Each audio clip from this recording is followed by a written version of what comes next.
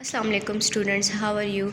So today our topic is rainfall. As you know, we start our new chapter which is weather and climate, in which we study what is weather, what is climate and what is temperature. So now our next topic is rainfall, which is on the page number 100. So please open page number 100. Rainfall.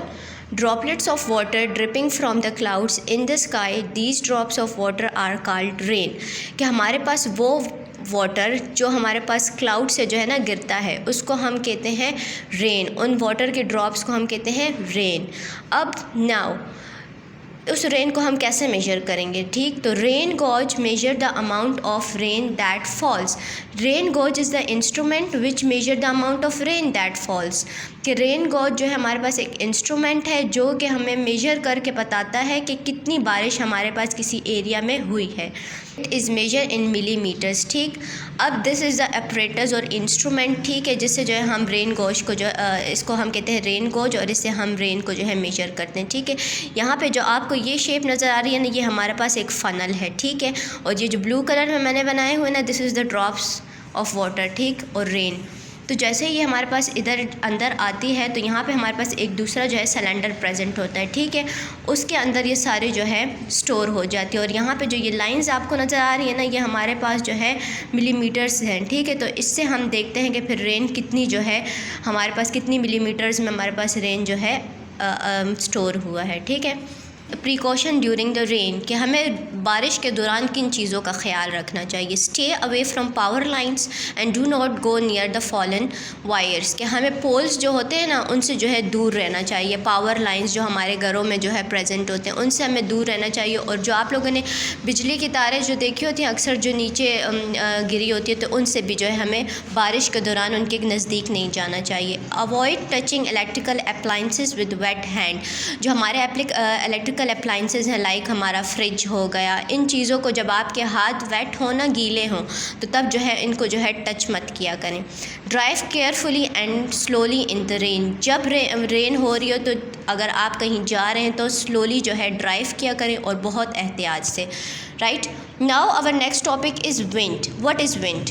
Wind is moving air in a particular direction. Wind mean हवा। हवा जो है हमारे पास जो है हर direction में जो है मूव करती है। ठीक, we do not see the wind but we feel it. हमें हवा नज़र नहीं आती लेकिन हम उसको फ़ील तो कर सकते हैं ना, कि जब हमारे पास कोई हॉट वेदर होता है तो हम कहते हैं आज जो है विंड बहुत हॉट है। राइट, इसी तरह जब हमारे पास कोल्ड वेदर होता है, जब हवा चलती है तो हम फील करते हैं कि ये जो है ठंडी हवा चल रही है। इसी तरह हम विंड को जो है देख नहीं सकते लेकिन उसको फील कर सकते हैं। Winds can blow in all direction, और विंड जो है हर डायरेक्शन में जो है मूव करती है। ठीक है, wind from sea decrease intensity coastal areas, जो हमारे पास हवा जो है ना चलती है जो हमारे पास सी से आती है। ठीक है, तो वो क्या करते हैं कि जो हमारे पास गर्म इलाके होते हैं ना, वहाँ की जो है थोड़ी सी जो इंटेंसिटी होती है उस गर्मी की ना, उसको थोड़ी सी कम कर देती है। Anemometer is use to measure the direction and speed of wind. जिस तरह हमने जो है रेन गॉज पढ़ा कि वो इंस्ट्रूमेंट है हमारे पास रेन को मेजर करने के लिए, इसी तरह विंड को जो है हम मेजर करने के लिए उसकी डायरेक्शन, उसकी स्पीड को जो है पता करने के लिए जो इंस्ट्रूमेंट यूज़ करते हैं विच इज़ एनीमोमीटर। ठीक, it is measure in kilometres per hour और km पर आवर्स। ठीक है, जिस तरह हमने पिछले टॉपिक में पढ़ा कि रेन गॉज को हम मिलीमीटर्स और mm के साइन से जो है हम मेजर करते हैं। ठीक है, इसी तरह विंड को जो है हम किलोमीटर पर आवर की स्पीड से मेंशन करते हैं कि इतनी स्पीड पर जो है विंड जो है ब्लो कर रही है, और उसके लिए जो हम यूज़ करते हैं km पर आवर। दिस जो साइन आपको नज़र आ रहा है ना, दिस इज़ यूज़ फॉर पर।